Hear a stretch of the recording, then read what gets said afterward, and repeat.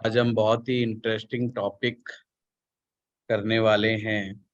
लाल किताब जो फेमस है वो अपनी रेमेडीज के लिए फेमस है। आज हम बताएंगे रेमेडीज किस प्रकार से की जाती है। उसको बड़े आराम से समझना है क्योंकि रेमेडी करने के यही फार्मूले आपके पास आगे तक चले। अगर रेमेडीज को सही तरीके से नहीं करेंगे तो उसके अच्छे परिणाम भी प्राप्त नहीं होंगे। जीवन में जो मुझे अनुभव हुआ है रेमेडीज कराते समय कि लोग कैसे गलतियां खा जाते हैं और उपाय किस तरह से काम नहीं आते, तो उसके ऊपर भी डिस्कशन चलेगा। हमेशा ध्यान रखें, रेमेडी जब भी करें अपनी जन्म पत्री को दिमाग में रख करके ही करें। जनरलाइज रेमेडीज इस तरीके से ना करें कि किसी की सुनी सुनाई बातों में किसी ने कहा कि फलाना उपाय फलाने तरीके से कर दो और आपने उठाया कर दिया। उसके लिए बहुत सारी सावधानियां लाल किताब आपको बताती है। उस सभी उन बातों को फॉलो करते हुए, रूल्स रेगुलेशंस को मानते हुए आपने रेमेडी को करना है, तो रेमेडी सदैव कल्याणकारी रहेंगी आपके लिए। लाल किताब में कंसेप्ट है कि ग्रह के इफेक्ट को मन चाहे भाव तक पहुंचाना। मैं फिर से बता रहा हूं, ग्रह की ऊर्जा को मन चाहे हाउस तक पहुंचाना। अभी तक हम इतना समझ चुके हैं कि हमारी जन्म पत्रिका में कौन सा ग्रह किस हाउस में अच्छा या बुरा परिणाम दे सकता है। जैसे कई बार लोग कहते हैं, यार मेरा बृहस्पति 12वें घर में आ गया, काश ये पहले घर में होता तो कितना अच्छा होता। क्योंकि वैदिक के अनुसार पहले घर का जो बृहस्पति होता है वो भगवान शिव का आशीर्वाद है। लाल किताब भी पहले घर के बृहस्पति को ब्रह्म ज्ञानी मानती है, जगत गुरु कहती है। कुल मिलाकर के समझ में क्या आया कि बृहस्पति पहले भाव में बहुत अच्छा, फिर 4th हाउस में बृहस्पति उच्च का बहुत अच्छा, 9वें भाव में बृहस्पति बहुत अच्छा। इस प्रकार से बृहस्पति की कुछ अच्छी स्थितियां बताई गई है। तो उपायों में हमें ये भी करना होता है कि वर्ष फल के अनुसार अगर वो ग्रह अच्छी जगह पर प्लेस नहीं हुआ तो उसके अच्छे इम्पैक्ट क्रिएट करने के लिए उसको अच्छे या शुभ भाव में पहुंचाने का कंसेप्ट है। ये कंसेप्ट क्या है, इसको हम समझते हैं। यदि आप चाहते हैं कि कोई भी ग्रह जिसको हम फर्स्ट हाउस में पहुंचाएं, अच्छा अब मैं बोल रहा हूं कि फर्स्ट हाउस में पहुंचाएं, इसका मतलब ये नहीं कि वो ग्रह उस हाउस में जाके बैठ जाएगा। ये केवल और केवल एनर्जी ट्रांसफर करने का एक तरीका है कि हम ये इमेजिन कर रहे हैं, ये उम्मीद कर रहे हैं कि अब से ग्रह फर्स्ट हाउस में रिजल्ट देने लगेगा। तो लाल किताब में एक तरीका दिया हुआ है। अगर आप इस तरह से किसी ग्रह को फर्स्ट हाउस में स्थापित कर सकते हैं, उसका तरीका है। तो वो तरीका क्या है, जिस भी ग्रह को आप फर्स्ट हाउस तक पहुंचाना चाहते हैं या जिस ग्रह की एनर्जी को फर्स्ट हाउस तक पहुंचाना चाहते हैं, उसकी सामग्री को, उसके सामान को, उसके कारक वस्तुओं को गले में धारण किया जा सकता है। लॉकेट के रूप में, चैन के रूप में, धागे के रूप में। पर पहला भाव बहुत ही सेंसिटिव भाव है, इसलिए बड़ा सोच समझ के डिसीजन लेना। पहले भाव में जो भी ग्रह आएगा, यानी कि जिसके इम्पैक्ट क्रिएट कर रहे हो आप, वो आपकी सोच पर असर डालेगा। इसलिए प्रयास क्या करें? आपने प्रयास ये करना है कि शुभ ग्रह को ही वहां पर पहुंचाने का प्रयास करें। अब जब आप ये काम कर रहे होते हो तो अपनी कुंडली में बैठे हुए ग्रह को भी देखना है कि आपकी जन्म पत्रिका में फर्स्ट हाउस में कोई कौन सा ग्रह बैठा है। उसकी मित्रता या शत्रुता को देखना अनिवार्य है। जैसे फॉर एग्जाम्पल कि किसी व्यक्ति की जन्म पत्रिका में शनि ग्रह फर्स्ट हाउस में बैठा है, तो एक तो लाल किताब के अनुसार शनि ग्रह वैसे ही नीच राशि में चले गए, फर्स्ट हाउस में आने से वो नीच के हो गए, शनि को हम नीच का कहेंगे। अब वहां पर आपने कहा कि मैं चांदी की चेन गले में पहन लेता हूँ या मोतियों की माला पहन लेता हूँ गले में, यानी कि चंद्रमा को आपने अपने गले में धारण कर लिया, कि कोई भी लॉकेट चांदी का पहन लिया आपने, कोई ताबीज के रूप में लॉकेट पहन लिया आपने, तो एक प्रकार से चंद्रमा पहले घर में पहुंचा तो वहां पर तो पहले ही शनि महाराज है, तो शनि और चंद्रमा का मिलन से क्या तैयार हो जाएगा? विष दोष। तो वहां पर क्या हुआ? आपकी चांदी पहनी हुई फायदे की जगह नुकसान देगी, मेंटल टेंशन क्रिएट हो जाएंगी। इसी प्रकार जो माथे पर तिलक होता है, वो तिलक भी फर्स्ट हाउस को ही रिप्रेजेंट करता है, ये भी हमने ध्यान रखना। पर माना कि किसी व्यक्ति का अगर फर्स्ट हाउस में कोई ग्रह नहीं बैठा है और फिर उस व्यक्ति ने चांदी की चैन पहन ली, मोतियों की माला पहन ली, इस तरह की कोई चीज पहन ली, या अपने माथे पर दूध से तिलक करता है ना, तो वो चंद्रमा के अच्छे असर को ही देगा फर्स्ट हाउस में। तो इस चीज का भी हमने ध्यान रखना है कि जब भी किसी ग्रह को की एनर्जी को हम किसी विशेष घर तक पहुंचाते हैं, यानी कि वहां पर क्रिएट करने का प्रयास करते हैं, तो हमें अपनी जन्म पत्रिका के ग्रह को ही देखना होगा। जैसे कि बृहस्पति अगर पहुंचाना है तो बृहस्पति बहुत अच्छा, क्योंकि वहां पर सूर्य और मंगल का राज है। फर्स्ट हाउस पे मंगल की जमीन है, सूर्य का कब्जा है, बृहस्पति दोनों का परम मित्र है, तो बृहस्पति को पहुंचाना बेटर वैसे ही रहता है। तो ऐसे में कोई व्यक्ति पीला धागा पहन लेता है, बहुत बढ़िया। सोने की चैन गले में पहनता है, बहुत बढ़िया। सुनहला पहनता है, पीला पुखराज पहनता है, गले में धारण करता है, तो ये अच्छे रिजल्ट मिलेंगे, अच्छे परिणाम प्राप्त होंगे। आप हल्दी की गांठ बांध करके गले में धारण करता है, अच्छे परिणाम प्राप्त होंगे। केले की जड़ बांध करके अपने धारण करता है, अच्छा परिणाम प्राप्त होगा। आप ये उपाय जब भी करा सकते हैं जब कोई ग्रह आपकी सोच पे गलत इम्पैक्ट क्रिएट कर रहा हो, जब आपके अंदर अच्छे विचार नहीं आ रहे हों, तो भी आप किसी शुभ ग्रह को फर्स्ट हाउस में बिठा दें। 1 साल के लिए आप ऐसा कर सकते हैं, ये ध्यान रखें। ये समझ में आया? कि बाकी मर्जी है, लड़ाई झगड़ा करना हो तो मंगल को पहुंचा दें पहले घर में, है बुध को पहुंचाना हो तो बुध की चीजों का सामान वहां पे गले में पहन। इसलिए जब आप गले में लॉकेट डलवाते हो तो बड़ी सूझबूझ से डलवाया जाए। कई लोग गोमेद का, कैटसाई का लॉकेट्स इकट्ठे ही गले में धारण कर लेते हैं।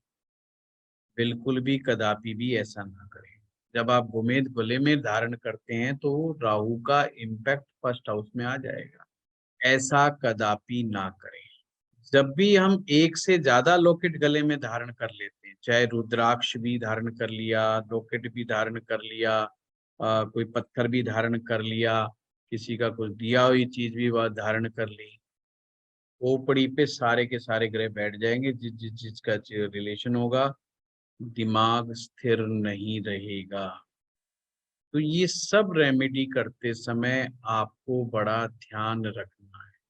तुलसा की माला गले में धारण कर लेते हैं। तुलसा की माला आपने देखा होगा अक्सर स्पिरिचुअल लोग धारण कर लेते हैं। तो उन्हें बड़ा ध्यान रखना चाहिए कि किसी भी प्रकार की गोल मणकों की अगर जो माला आप धारण गले में कर रहे हैं, तो ये ध्यान रखना चाहिए कि गुरु 12वें भाव में ना हो।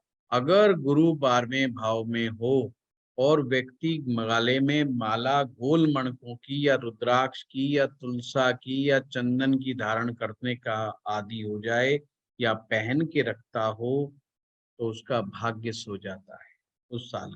और खास करके वो माला उसने कम से कम 45 दिन अगर गले में कायम कर दी, तो पहले घर में उसका इफेक्ट आ जाएगा।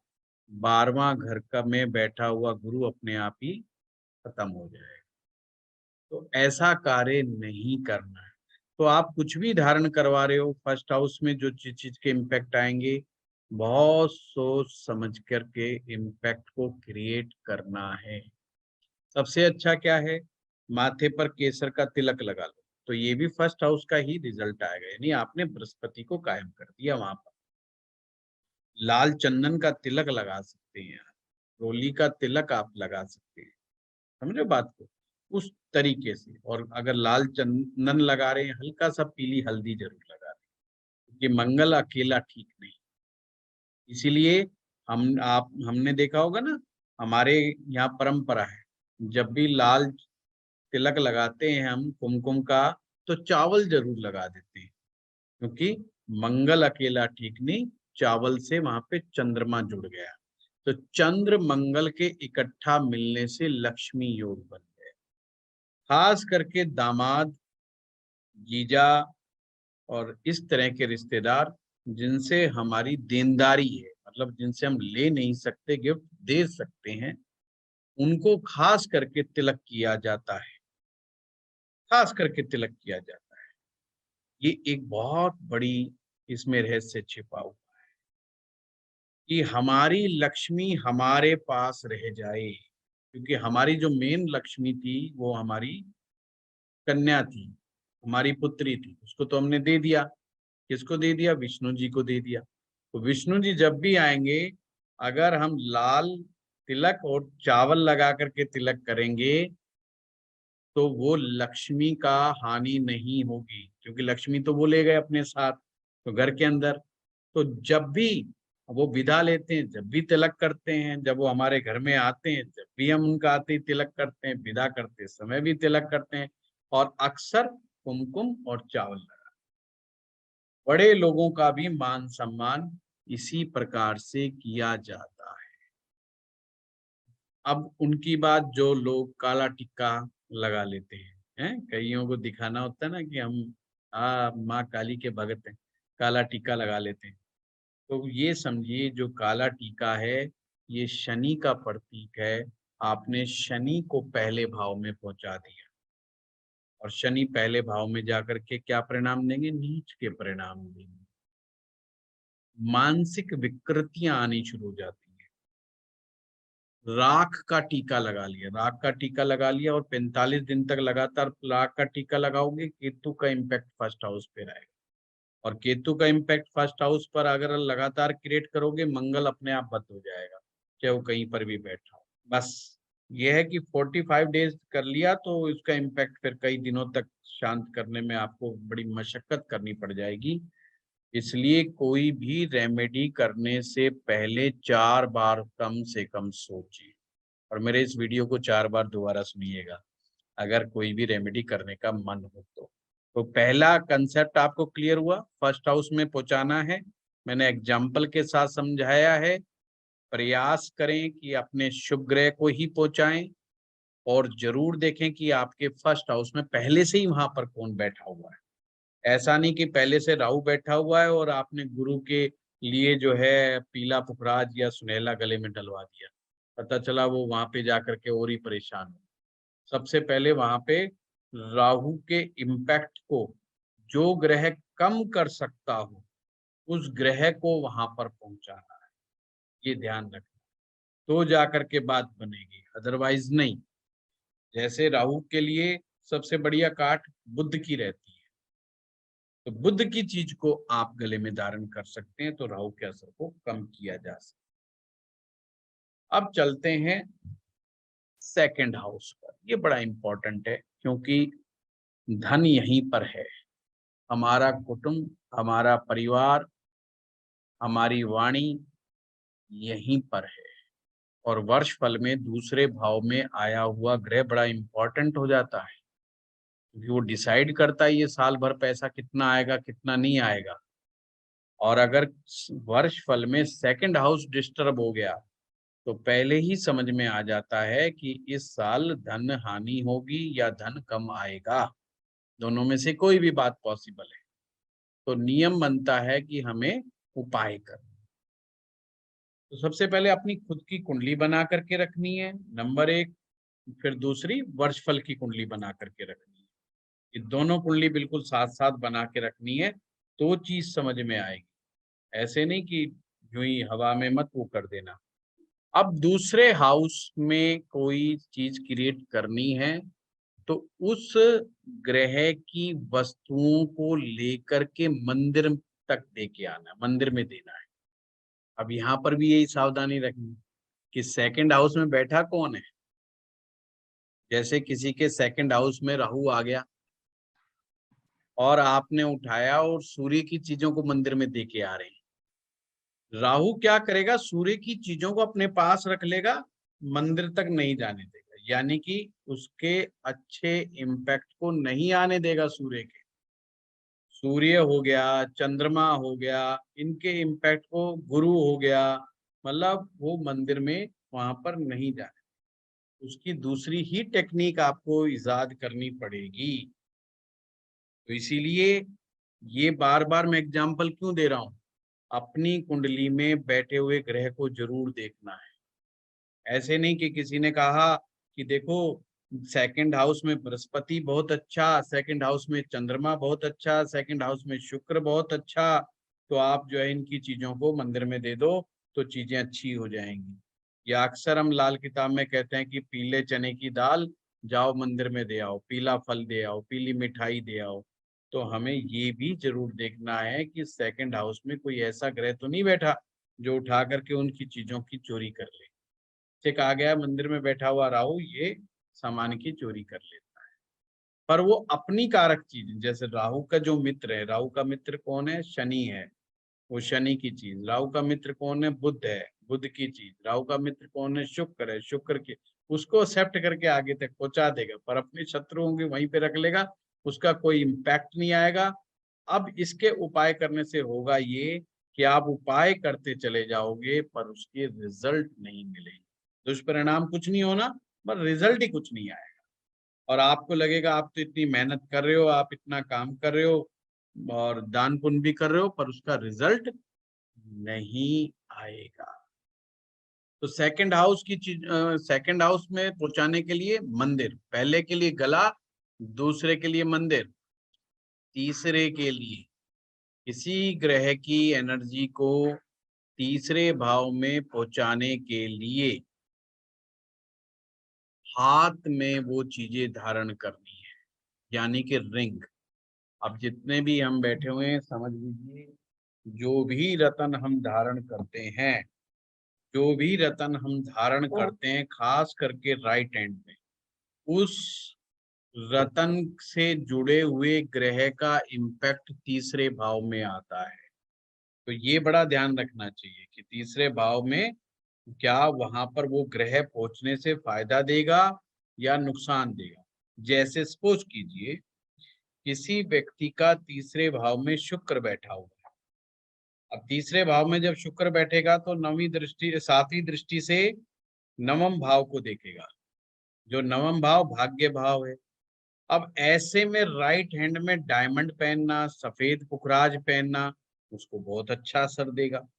ध्यान रखिएगा, कोई भी लगन का व्यक्ति हो, अगर तीसरे भाव में शुक्र बैठा है, मैंने बहुत बार लोगों को करवा करके देखा है, बड़ी से बड़ी मुसीबतों में भी ये चीज बचाने वाला होता है। और अगर वो मामला कैरियर से रिलेटेड फंस गया है, भाग्य से रिलेटेड फंस गया है, शुक्र तीसरे में बैठा हुआ है, तो उसे भाग्य संबंधी दिक्कतें का सामना नहीं करना पड़ेगा, चाहे वो किसी भी लगन के का बंदा हो। तो ये चीज आपको ध्यान रखें, क्योंकि तीसरे भाव में पहले से ही शुक्र बैठा है, हमने शुक्र को मजबूत कर दिया। शुक्र की दृष्टि यानी कि शुक्र की एनर्जी भाग्य के ऊपर आ रही है और उसने भाग्य को और मजबूत बनाने का काम किया। अब इसके विपरीत वहां पर तीसरे भाव में राहु बैठा हुआ है और हमने गोमेद पहन लिया। राहु तीसरे भाव में बैठ करके भाग्य पक्ष के लिए अच्छा नहीं। हाँ, वैसे किसी को हराने के लिए, किसी को कंपटीशन में पीछे छोड़ जाने के लिए, पराक्रम दिखाने के लिए ठीक हो सकता है, पर भाग्य पक्ष के लिए बहुत अच्छा नहीं माना जाएगा। हमने ये भी चीज ध्यान रखना है।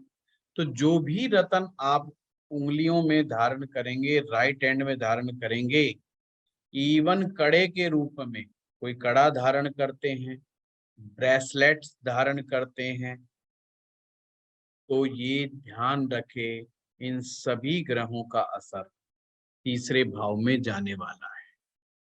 इवन हमारे यहाँ पर एक परंपरा है कलावा धारण करने की, और कलावा भी हमारे यहाँ लाल रंग का या लाल में थोड़ा सा पीला मिक्स करके धारण कराया जाता है, यानी कि मंगल और गुरु का असर। अब यहाँ पर तीसरे भाव में आप सब जानते हैं कि कारक है, तीसरे भाव जो है मंगल का कारक। तीसरे भाव का कारक ग्रह कौन है? मंगल है।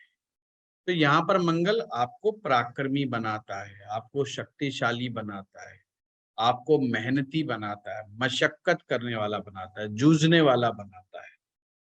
तो इसलिए प्राय हमारे यहाँ पर लाल रंग का धागा हर मंदिर में, हर पाठ पूजा से पहले धारण करवाया जाता है।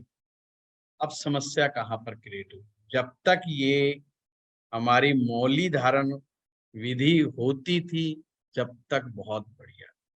अब आप ज्योतिष पढ़ रहे हैं और एक तरफ आप सनातन धर्म की हमारी संस्कृति को भी देख रहे हैं कि हमारे पूर्वज कितने महान थे। उन्होंने पहले से ही इस कर्म कांड में वो सभी चीजें जोड़ रखी थी जो आपके ग्रहों को ठीक करने का कार्य करती है। यानी उन्होंने हाथ में कोई हरे रंग का धागा नहीं बांधा, नीले या काले रंग का नहीं बांधा। बस मैं इसी मुद्दे पर आना चाहता हूँ। आजकल बड़े रेशम के धागे आ गए हैं और रंग बिरंगे रंग के हिसाब किताब बन गए, और वो जो है मौली के रूप में धारण होते हैं। कदापि ना धारण करें, और धारण करें तो ये मान लें कि तीसरे भाव में इम्पैक्ट जाएगा। मेरे पास एक व्यक्ति आया, मैंने देखा कि उसने लाल रंग का भी उसको लपेट रखा है, बेचारे को पीला भी लपेट रखा और उसमें हरा भी आ गया। भाई साहब ये बुद्ध कहाँ से ले आए? बोला जी किसी ने गए थे वहां पूजा में, वो बांध दी। वो फैशन में अच्छे तो लगते हैं, और अगर कोई नेताजी बहुत सारे जो है कलावे कुलुवे पहने दिख जाए और वो स्ट्रगलर हो, तो समझ लेना उसकी बत्ती गुल है। लाल और पीला है तो ठीक है, लाल पीले के अलावा कोई तीसरा कलर इसके अंदर मिक्स हो गया तो समझ लेना ये बंदा चक्कर ही काटता रहेगा, इसको कोई फायदा नहीं होने वाला। इसका भाग्य इसने खुद ही जाम करके रखा हो। इसी प्रकार से कोई धातु आप धारण कर रहे हो, कोई कड़े के रूप में धारण कर रहे हो, चाहे चांदी पहन रहे हो, चाहे सोना पहन रहे हो, चाहे छल्ला पहन रहे हो, चाहे अंगूठी पहन रहे हो, धातु के साथ जो ग्रह का संबंध है उसको जरूर विश्लेषण कर लेना। अगर आप तीसरे बृहस्पति के इम्पैक्ट को तीसरे भाव में पहुंचाते हो तो अच्छी बात है, क्योंकि वहां पर बैठा हुआ बृहस्पति भाग्य को सप्तम दृष्टि से देखेगा, तो भाग्य के लिए अच्छा है। ध्यान रहे, तीसरे भाव में बैठे हुए शुभ ग्रह भाग्य के लिए अच्छे होते हैं, पराक्रम के लिए कमजोर होते हैं। तीसरे भाव में बैठे हुए अशुभ ग्रह चाहे वो मंगल हो, चाहे राहु हो, चाहे वो शनि हो, चाहे सूर्य हो, ये पराक्रम के लिए तो अच्छे होते हैं पर भाग्य पक्ष के लिए अच्छे नहीं होते। जब भी मैं बात कर रहा हूँ भाग्य पक्ष की, तो ये समझ लेना मैं बात कर रहा हूँ smoothness in your life. Smoothness, कि आप कितनी स्मूथनेस से चीजों को अर्न करते हो, कितनी अच्छी तरीके से आप अपनी अपॉर्चुनिटी को ग्रैस्प करते हो, कितनी अच्छे तरीके से आप अपॉर्चुनिटी का लाभ उठा पाते हो। ये बड़ा इंपॉर्टेंट। कुछ लोगों को अपॉर्चुनिटी मिलती है पर उसका वो लाभ नहीं उठा पाते, फायदा नहीं उठा पाते। तो समझ लेना कहीं ना कहीं तीसरे भाव में कोई ऐसा अड़ंगा है जो नाइन्थ की एनर्जी को वहां बैठ करके डिस्टर्ब कर रहा है। तो इस चीज को बड़ा ही हमने ध्यान में रखना है। अगर चंद्रमा है को तीसरे भाव में पहुंचाना है तो चांदी का कड़ा पहन लेंगे, वो भी बहुत अच्छा हिसाब किताब है। तो हाथ में कोई चीज धारण करो तो वहां पर जरूर देखिए। अब चलते हैं फोर्थ हाउस के लिए। फोर्थ हाउस के लिए एक ही नियम है, वो नियम है जल प्रवाह। बहते जल में प्रवाहित कर दो चीजों को। इसीलिए जब भी कोई व्यक्ति बीमार हो जाता है तो 400 ग्राम चने की दाल जल प्रवाह के लिए नियम में डाल दो, क्योंकि ये माना जाता है कि अब हम बृहस्पति को चौथे भाव में कायम कर रहे हैं और चौथे भाव का बृहस्पति उच्च का हो जाता है। और जब बृहस्पति शक्तिशाली हो जाता है तो आपका स्वास्थ्य ठीक होने लगता है, क्योंकि बृहस्पति की कमजोरी के बगैर स्वास्थ्य डाउन नहीं होता। अब वहां पर आपको अगर लगता है कि चंद्रमा को पहुंचाना चाहिए स्थिति के अनुसार, तो चावलों को बहते जल में प्रवाह करें, दूध को जल प्रवाह करें, चांदी जल प्रवाह करें, जो भी उस ग्रह से रिलेटेड चीजें हैं वो आप जल प्रवाह कर सकते हैं। ये चीज ध्यान रखें। गुरुजी जल प्रभाव से प्रवाह कमजोर का नहीं हो जाएगा? एक नियम और आएगा। गुरुजी प्रभाव, मैं कह रहा था प्रभाव से कमजोर नहीं हो जाएगा? इससे प्रभाव से कायम करना कमजोर था। भी होता है, प्रभाव से कमजोर भी होता है। वो आपकी बात ठीक है, उसको प्रवाह करने का एक और तरीका भी होता है जो मैं बताऊंगा आपको आगे चल जी करके, सर। क्योंकि 6 तरीके हैं लाल किताब में ग्रह को ठीक करने के, जिसमें एक होता है जल प्रवाह अलग किस्म से, वो मैं आपको अभी बताऊंगा थोड़ी देर में। जैसे राहु के साथ किया जाता है, राहु ठीक को है। जब जल प्रवाह किया जाता है कैसे किया जाता है और इसको जल प्रवाह कैसे किया जाता है, दोनों में मैं अंतर आपको समझाऊंगा। जल प्रवाह का एक मतलब होता है ग्रह के असर को अपने से दूर ले जाना।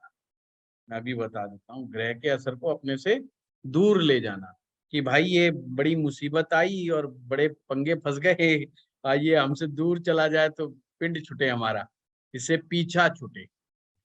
उसको करने का तरीका क्या होता है, जैसे मान लीजिए सपोज कीजिए पंचम भाव में राहु आ जाए या चौथे भाव में राहु आ जाए, आप कोई सा भी एग्जाम्पल इसमें आप ले सकते हो, और आपने लक्षण जरूर मिलाने हैं। खास करके कुछ का तो अनुमान हो जाए और कुछ के लक्षण हो, कि जैसे घर में अशांति बहुत रहती हो, मेंटल स्ट्रेस बहुत रहता हो, आदमी अपने ही परिवार के लोगों को लेकर के बहुत ही स्ट्रेसफुल सिचुएशंस के अंदर हो, तो आपने समझना है कि भाई चौथे भाव में राहु का असर जो है नेगेटिव देता है।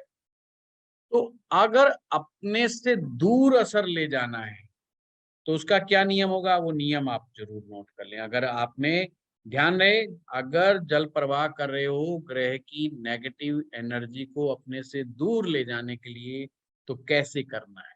नंबर 1 पॉइंट, उस सामग्री को अपने ऊपर से 7 बार जरूर वारना है। सॉरी मैं गलत बोल गया, पहले आपने संकल्प जरूर लेना है।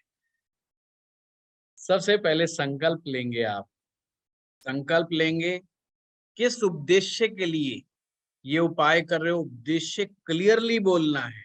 मतलब आपको टारगेट पूरा क्लियर होना चाहिए, ये ध्यान रखिएगा कि मैं फलाना उपाय फलाने कार्य के लिए या फलानी टेंशन को कम करने के लिए, फलानी मुसीबत को दूर करने के लिए ये मैं करने जा रहा हूँ। मेरा नाम ये है, मेरा गोत्र ये है, मेरे पिता का नाम ये है। अपने गुरु को प्रणाम करें, अपने इष्ट देवता को प्रणाम करें, अपने देवताओं को प्रणाम करें, और फिर जिस ग्रह का उपाय कर रहे हो उस ग्रह को प्रणाम करें। फिर उस ग्रह की सामग्री को अपने ऊपर से 7 बार वारना है, और वारना है एंटी क्लॉकवाइज।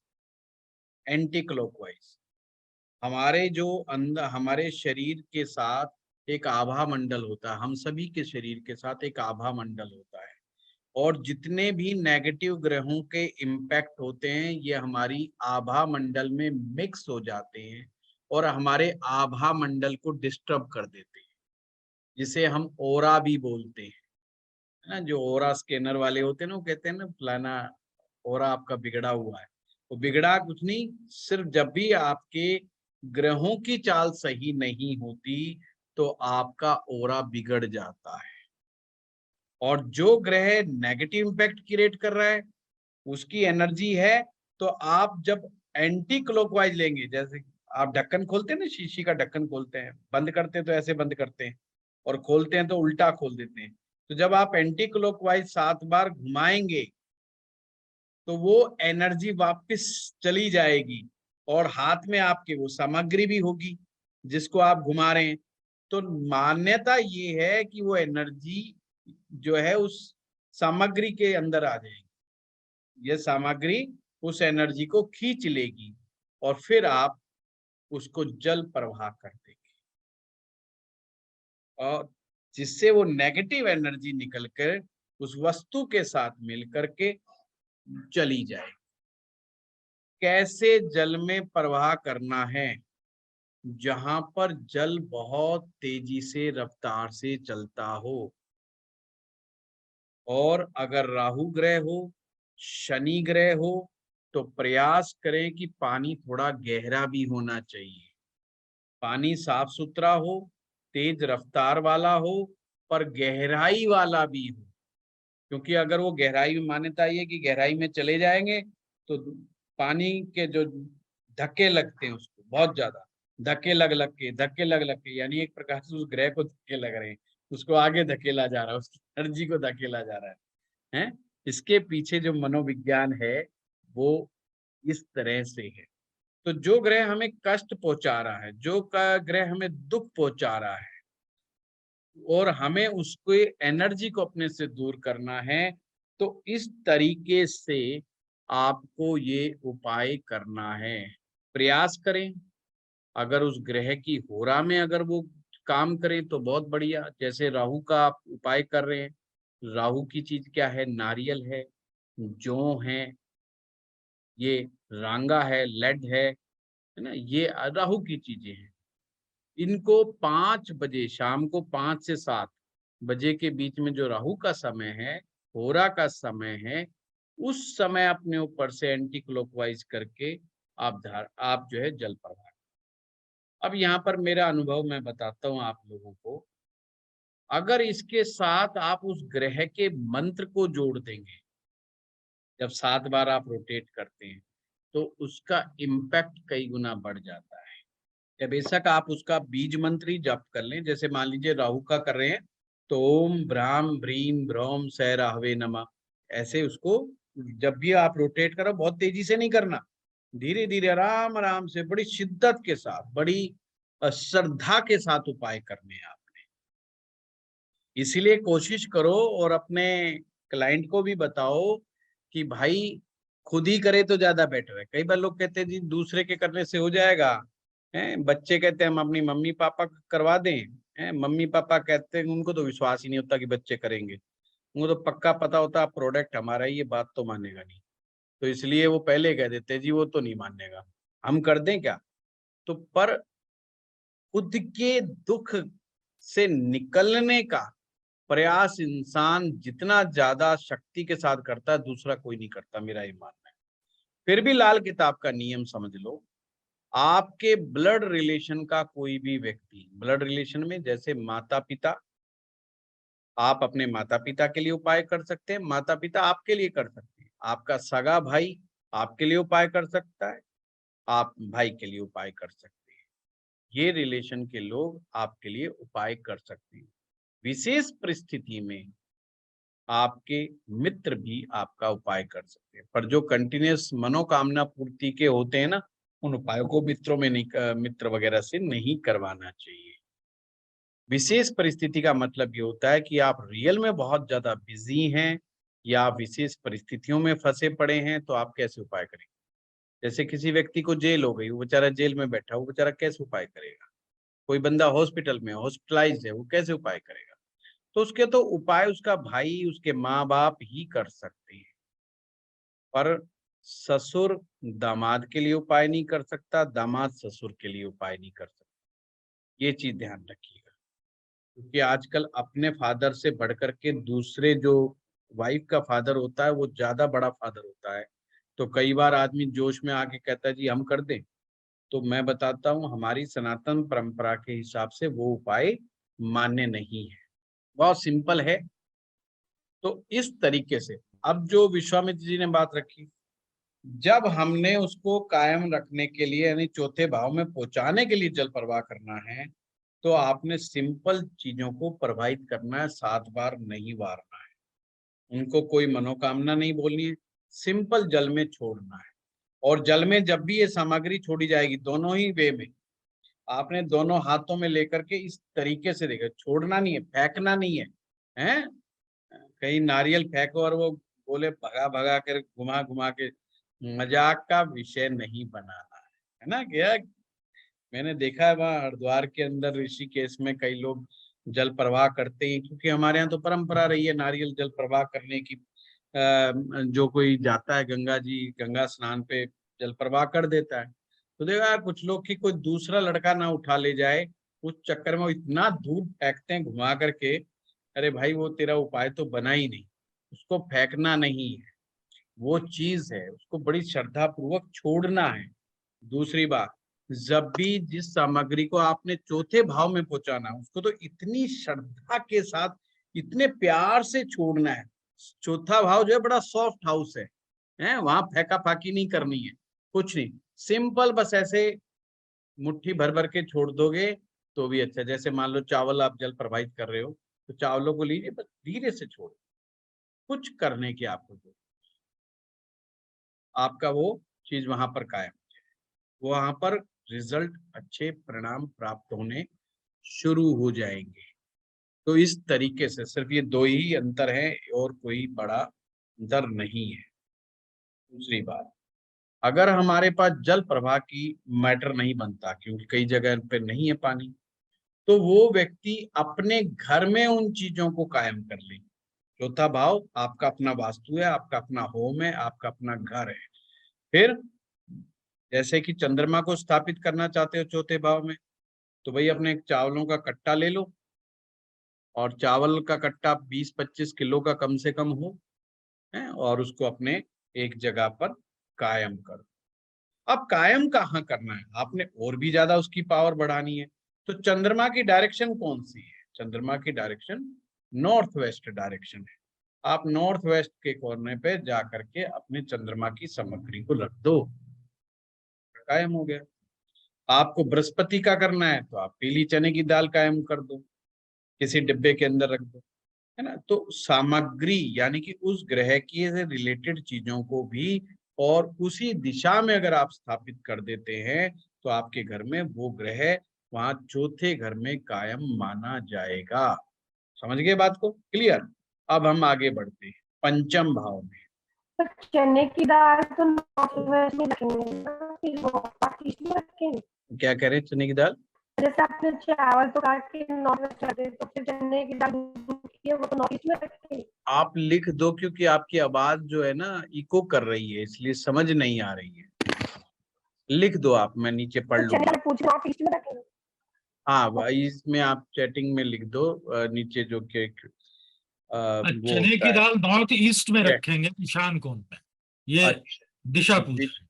अच्छा। ईशान कोण में रखेंगे चने की दाल, नॉर्थ ईस्ट। चने की दाल स्थापित कर सकते हो, केसर की डब्बी स्थापित कर सकते हो, मतलब केसर रख करके कर सकते हो, बहुत सारी सामग्री, बहुत सारी चीजें आपको मिल जाएंगी। साबुत हल्दी की गांठें रख सकते हो आप। तो बहुत सारी चीजें हैं, और लाल किताब आपको पूरी छूट देती है कि आपको अपनी जेब देख करके ही हिसाब किताब करना है, ये ध्यान रखना। अभी देखो चलते हैं हम आगे। जैसे मान लीजिए कि एग्जाम्पल है, राहु जैसे पांचवें भाव में बैठता है, तो राहु पांचवें में बैठ करके क्या होता है, मंगल को भी बद कर देता है, संतान के लिए भी बड़ा अच्छा नहीं माना जाता, और कई और भी इम्पैक्ट क्रिएट कर देता है, पितृदोष भी पैदा कर देता है। तो कई चीजों के नेगेटिव इम्पैक्ट यहाँ पर हो जाते हैं। अब इसको शांत करना है। अब राहु का जो संबंध किससे है, हाथी से है, एलिफेंट से है, ये ध्यान रखना। और मंगल जो होता है वो महावत का काम करता है। अब हमने क्या करना है यहाँ पर, अगर किसी के हो तो हाथी को अगर गंगा जल में रख दें, हाथी को गंगा जल में रख दें और ईस्ट डायरेक्शन में, पूर्व दिशा के अंदर अगर हम रख दें, ये पंचम भाव सिंह राशि पूर्व दिशा, तो ये ध्यान रखें। और जल खास करके गंगा जल का संबंध किससे हो गया, चंद्रमा से हो गया। और उसको बिल्कुल डुबो दे, हाथी को बिल्कुल डुबो दे, बिल्कुल अंदर तक। कोई ऐसी चीज रख ले बना करके, चांदी का हाथी रखे, उसमें गंगा जल रख दें, उसको डुबो दें, तो आपका वो राहु शांत राहु हो जाएगा। नियम तो ये है कि अगर वो जिस बर्तन में रखा जा रहा है वो भी चांदी का हो तो अच्छा हो, अगर नहीं भी है तो मेरा ये मानना है कि स्टील का भी हो या किसी और अन्य चीजों का हो, उसमें चांदी का हाथी रखो बना करके, और उसको गंगा जल से भर दो, यानी कि हाथी डिप करके आपने छोड़ को कवर कर। हाथी जो होता है जब भी पानी के अंदर जाता है तो मस्त हो जाता है, खुश हो जाता है, खेलने लग जाता है। ये हाथी की आदत। या तो हाथी को कौन कंट्रोल करता है, महावत कंट्रोल करता है। वैसे गुस्सा आने पर वो कई बार महावत को भी चोट मार देता है, पर मैक्सिमम चांस ये होते हैं कि वो कंट्रोल कर ही लेता है, उसके पास अंकुश होता है, वो भी सिर के अंदर मारता है तो जिससे वो कंट्रोल में आ जाता है।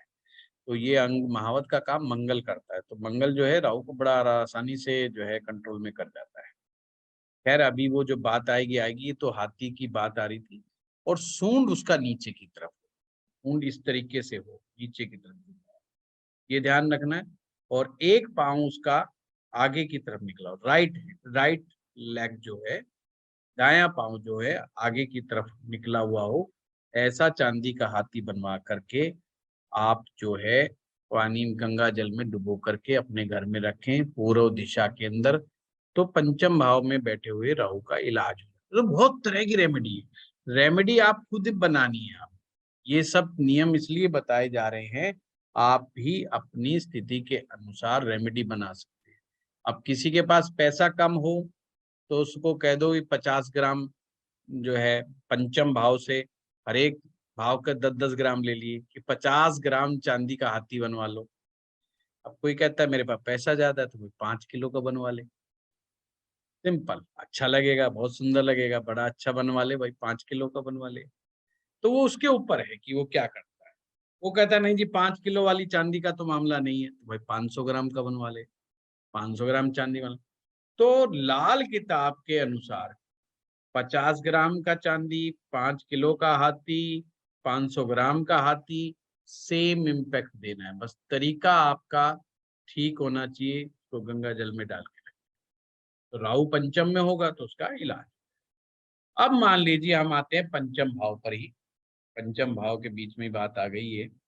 पांचवें भाव में कोई इम्पैक्ट क्रिएट करना हो, पांचवा भाव को बच्चों का स्कूल भी कहा गया है, तो पांचवें भाव में एनर्जी को क्रिएट करना हो तो ग्रह की सामग्री को स्कूल में दान कर दें। और एक बीच में बात याद आ गई, अगर ग्रह को नष्ट करना होता है उस साल के लिए, तो उस ग्रह को जमीन में दबा दिया जाता है, ग्रह की चीजों को जमीन में दबा दिया जाता है। जैसे जल प्रवाह में तो है कि उसके असर को अपने से दूर लेकर के जाया जाता है, पर अगर ग्रह बहुत ज्यादा उपद्रव कर रहा हो, बहुत ज्यादा परेशान कर रहा हो, बहुत हेल्थ बिगाड़ दे, बहुत ही संकट लाके खड़ा कर दे, तो उस वर्ष के लिए उस ग्रह की चीज को जमीन में दबा दो, गड्ढा खोद करके, तो वह ग्रह उस वर्ष के लिए नष्ट हो जाए। अब मान लीजिए आपका किसी का शनि जो है पंचम भाव में बड़ा खराब रिजल्ट दे रहा है, तो शनि की सामग्री को लेकर के जो काला सुरमा होता है वो जमीन में दबा दो, तो उस साल के लिए शनि डाउन हो जाएगा। शनि की और भी चीजें ले सकते हैं आप, जरूरी नहीं कि केवल काला सुरमा ही लेना, काले उड़द की दाल हो सकते हैं, काले चने हो सकते हैं, है ना। ये सब चीजें आपने खुद अपने हिसाब से डिसाइड कर सकते हो। तो अभी तो हमने यही समझना है कि पंचम भाव में या तो जमीन में दबा दो, पर अगर आप उसको नष्ट नहीं करना चाहते, उसको शुभ बनाना चाहते हो, तो स्कूल के बच्चों को जा करके आप वो चीजें दान कराओ, स्कूल के बच्चों को बांट दो, स्कूल के बच्चे को भोजन के रूप में खिला दो, स्कूल में दान पुण्य कराओ, तो वो अच्छा रिजल्ट देगा। कई बार ऐसा होता ग्रह कि हम उसको दान नष्ट नहीं करना चाहते, क्योंकि हो सकता है उस ग्रह के साथ कुछ और चीजें ऐसी जुड़ी हुई हो, या वो इतना परेशान हमें नहीं कर रहा हो, थोड़ा परेशान कर रहा हो, तो क्या है कि उसको खुश किया जाता है, उसकी ही चीजों को, उनके ही कारकों को वही चीजें खिला करके खुश कर दिया जाता है। जैसे शुक्र के लिए मैं अक्सर एक चीज बार बार बताता हूँ कि शुक्र को जब नष्ट ना करना हो, तो शुक्र को जब नष्ट नहीं करना हो और शुक्र को खुश करना हो, तो शुक्र की कारक गाय, गाय को लीजिए और हरा चारा गाय को खिला दीजिए, या शुक्र की वस्तु ज्वार, ज्वार जो है गाय को खिला दीजिए। सिंपल सी बात, गाय ज्वार खाएगी, शुक्र नष्ट भी नहीं होगा और एक प्रकार से उसका ट्रांसफॉर्मेशन हो जाएगा, ज्वार बाहर गोबर के रूप में बाहर आ जाएगी, तो ट्रांसफॉर्मेशन हो जाएगा। तो शुक्र का ट्रांसफॉर्मेशन जिसे बोलते हैं कि हमने नष्ट भी नहीं किया और ग्रह को शुभ भी बना दिया। जैसे बृहस्पति की चीजों को हम कहते हैं ब्राह्मण को दे दो, ब्राह्मण को मीठा खिला दो, ब्राह्मण को पीली मिठाई खिला दो, तो एक प्रकार से हम बृहस्पति को जब नष्ट नहीं करना चाह रहे और बृहस्पति को जब खुश करना चाहते हैं, तो उसकी कारक चीजों को, उसकी कारक चीजों को, कारक रिलेशंस पे आप उन्हीं को खिला दो, उनकी सेवा के रूप में कर दो, तो वह ग्रह शुभ हो जाता है, प्रसन्न हो जाता है। जैसे सूर्य के लिए आप सूर्य की कोई चीज लेकर के अपने पिता को खाने पीने के लिए देते हो, गिफ्ट करो उनको, उनको दान करो एक प्रकार से, तो सूर्य खुश हो जाएंगे। चंद्रमा, माँ, चावल की खीर बना करके माँ को अपने हाथों से खिलाए, ऑटोमेटिक आपका चंद्रमा शुभ हो जाएगा। माँ को अपने हाथों से दूध पिलाएं, मतलब गिला दें, और अगर वो चांदी का गिलास हो तो बहुत ही बढ़िया, और ऊपर से आशीर्वाद ले लें। चंद्रमा कितना भी खराब क्यों ना हो, 45 दिन मात्र ये कार्य करने से वह कायम हो जाएगा, यानी कि चंद्रमा खुश हो जाएगा और चंद्रमा नेगेटिव इंपैक्ट क्रिएट नहीं करेगा। अब ये चीज और मैं बताऊं, चंद्रमा वाला उपाय कभी कभी 2 से 3 दिन में ही इफेक्ट दिखा देता है। जब भी कई बार हमारे ज्योतिषियों में एक आदत होती है चमत्कार दिखाने की, चमत्कार दिखाओ, तो चमत्कार दिखाना हो तो चंद्रमा का दिखा दिया करो, चंद्रमा की रेमेडी अक्सर 2 या 3 दिन में इफेक्ट दिखा। तो इस तरीके से हम उपाय कर सकते हैं। इन्होंने कहा केतु के लिए, केतु के लिए भांजा, देवता, ये जो रिलेशन होते हैं, ये इनकी सेवा करो। बुद्ध के लिए बेटी, बुआ, मौसी, ये रिलेशन है। कहने का मतलब ये, बुद्ध को साली भी माना जाता है, साली का जो संबंध होता है वो भी बुध ग्रह से देखा जाता है। तो जिनके लिए बुध ग्रह ठीक नहीं हो, फिर उनको साली के साथ ज्यादा वार्तालाप नहीं करना चाहिए, नहीं तो फिर मामला गड़बड़ा जाता है। और बड़े ही सम्मान पूर्वक तरीके से रहना चाहिए, ज्यादा हंसी मजाक ठिठोली ना करें। तो अपने बुध ग्रह को पहले चेक करें, कई लोग बड़े हंसी मजाक के मोड में रहते हैं, तो वो थोड़ा सोच समझ करके करें ये सब हंसी मजाक वगैरह। अब ये नहीं है, देखो हमेशा ध्यान रखना, ये गलत संबंधों के लिए बात नहीं कही जा रही, पहली बात मैं यहाँ पे क्लियर कर दूं। ये सिर्फ साली के साथ कई बार लोग टाइम पास करने के लिए भी बातचीत, दिमाग खाम का ही फोन घुमा देते हैं, ये वहां पर खराब करता है। ये बात उसलिए कही जा रही है, ये कोई अनैतिक संबंधों के संपर्क में नहीं कही जा रही, इसलिए अक्सर लाल किताब में जिक्र आएगा, साली से दूरी बना के रखी, या साली के साथ विशेष होना, वो रखे संबंध। तो ये बात इस संबंध में कही गई है कि बुध ग्रह की, ठीक है। तो ये अपने बड़ा ध्यान से समझने वाली बात है। अब हम छठे भाव की बात करेंगे। छठे भाव में कोई भी ग्रह के असर को पहुंचाने के लिए उस ग्रह की चीजों को कुएं में डालें, और कुआं ना मिले तो किसी गहरे जल में डालें, समुद्र में भी डाल सकते हैं। अब समुद्र हर जगह अवेलेबल नहीं होता है, कुओं की भी मारामारी चली रही है। सप्तम भाव में पहुंचाने के लिए, छठे भाव में जब भी छठा भाव की बात आए तो एक चीज का बस ध्यान रखना, चंद्रमा किसी का छठे भाव में हो तो लिक्विड पानी, लिक्विड दवा किसी को दान में नहीं देना, गिफ्ट में नहीं देना, वो सब नहीं करना, नहीं तो मौत उसके ऊपर से मंडराती है, मौत उसके परिवारजनों पर मंडराती है, मतलब और मानसिक चिंताएं बढ़ने लग जाती, उपाय करने के साथ ही मानसिक चिंताएं बढ़ने लग जाती हैं। सप्तम भाव में अगर कोई ग्रह सप्तम भाव में उसके असर को पैदा करना हो तो घास वाली जमीन में वो चीज दबा दे, और अक्सर सप्तम भाव में कोई ग्रह नहीं लाया जाता, क्योंकि सप्तम भाव में कोई भी ग्रह होगा वो हार्मफुल ही होता है, अच्छा कोई भी ग्रह नहीं होता। 9 के 9 ग्रहों में से कोई भी ग्रह सप्तम भाव में अच्छा नहीं माना जाता। इसलिए जो सप्तम भाव में जो ग्रह बैठा होता है उसी के दुष्प्रभाव को कम करने के लिए उपाय किया जाता है। तो घास वाली जमीन अक्सर अपने पार्कों में मिलती है? पार्क, वहां पर चीज दबानी है। जैसे मान लीजिए किसी का सूर्य सप्तम भाव में बैठा है और सूर्य अकेला बैठा है, पहली बात तो मैरिज नहीं होने देता, जल्दी सी शादी नहीं होने देता। उसकी अगर उम्र निकली जा रही है और उसको विवाह की लेट हो रहा है बहुत ज्यादा, तो 7 तांबे के टुकड़े लेकर के उस साल के लिए 7 तांबे के टुकड़े घास वाली जमीन को थोड़ा सा लेके खड्डा खोद के दबा दें। और जितने भी दबाने वाले उपाय हैं, इसको करने का क्या नियम है, जो खोदने का जो सामान है वो अपने साथ ही लेकर के जाएं। और अगर लगातार 45 दिन करना हो तो फिर अपना हर बार नया ही लेके जाएं, या वहां पे छुपा के रख के आए ताकि अगले दिन मिल जाए। पर उस सामग्री मतलब उस सामान को, खुदाई वाले औजार को, खुरपी को अपने साथ घर पे नहीं लेके आना, नहीं उपाय खराब हो जाएगा। पर ये 7 तांबे के टुकड़े वाला ना, ये लगातार 45 दिन नहीं करना, ये संडे के दिन करना है। ये मैंने जस्ट एक वो बताया है कि किस तरह से उपाय होते हैं। मंगल बैठा है तो मंगल की सामग्री को जमीन में दबा दो, क्योंकि सप्तम में बैठ करके मंगल भी जो है विवाह में बाधाएं, परेशानियां, कई तरह के फटीक पैदा कर देता है। तो मंगल की सामग्री को भी लेकर के जमीन में दबाया जा सकता है। इसी प्रकार से अष्टम भाव, अष्टम भाव शमशान भूमि या वीराना।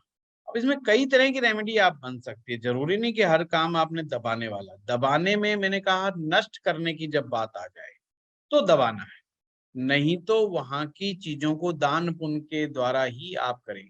जैसे सप्तम भाव में अगर आप दबाना नहीं चाहते तो आप पार्क के अंदर पौधे लगवा दें, वहां पर उस ग्रह से संबंधित रंग के फूल वाले पौधे लगवा दें आप, वो भी चीज मानी जाएगी।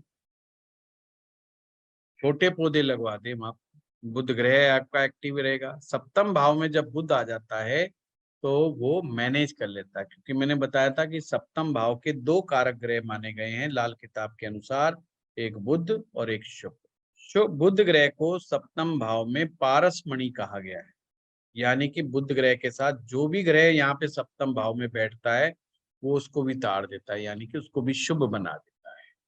तो अष्टम भाव का संबंध शमशान से या वीराने से है, जहाँ वीराना कहते हैं जहाँ पर कोई आते जाते लोग ना हो, बहुत कम संख्या में, उजाड़ हो, एकांत हो, वो वीराना। पर सही जो उपाय है वो शमशान भूमि से रिलेटेड है। अब शमशान भूमि में ग्रह को नष्ट करना हो तो शमशान की भूमि को खोद करके उस ग्रह की सामग्री को दबा दें। अब जैसे मान लीजिए मंगल किसी का 8वें में बैठा है तो 8 किलो गुड़ लें, अगर ज्यादा भयंकर है तो 8 किलो गुड़ लें, 8 किलो नहीं ले सकते तो 800 ग्राम गुड़ लें, 800 ग्राम गुड़ शमशान भूमि में दबा दें, तो मंगल उस साल के लिए नष्ट हो जाएगा। एक प्रकार से लाल मसूर की दाल भी आप उपयोग में कर सकते हैं। मक्का के जो लाल रंग के, जो लाल और पीले रंग के हल्के से जो दाने होते हैं, उसका उपयोग भी आप कर सकते हैं। इसी प्रकार से आप शमशान में वो चीजें दान दे करके भी कर सकते हो, अगर ग्रह को नष्ट नहीं करना हो तो। जैसे कि बृहस्पति अष्टम में बैठा है किसी का, तो 8वें में जब बृहस्पति होता है तो उसकी सीधी दृष्टि सेकंड हाउस पर होती है।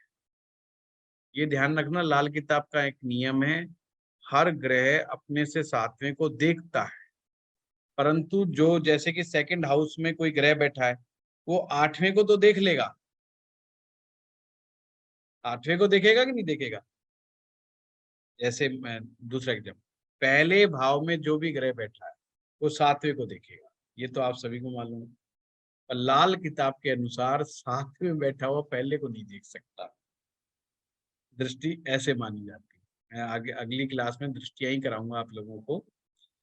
परंतु अष्टम भाव के साथ उल्टा है, इस दूसरे में बैठा हुआ ग्रह अष्टम को भी देख रहा है, पर 8वें भाव में जो भी ग्रह बैठेगा वो दूसरे भाव को भी देखेगा, यानी रिवर्स दृष्टि अष्टम पे नियम पे लागू होगी, अष्टम भाव पे लागू होगी। तो बृहस्पति सेकंड हाउस को भी देखेगा, तो देखेगा, पर आपने अगर बृहस्पति को सेकंड हाउस में पहुंचाना है तो बृहस्पति की चीजों को मंदिर में दे आओ।